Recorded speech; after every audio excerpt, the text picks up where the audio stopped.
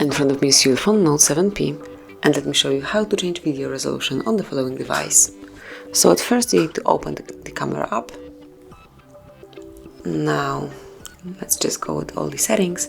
Now switch your device's camera to video mode, and now tap on settings icon. And here you can smoothly change video quality by tapping on video quality. And now you can manage the resolution. So just mark the one that you would like to record your videos in, and then you will be able to do it in particular video mode. So this is it. This is how you can change video resolution in your ULEFONE Note 7P. Thanks for watching. Please subscribe our channel and leave the thumbs up.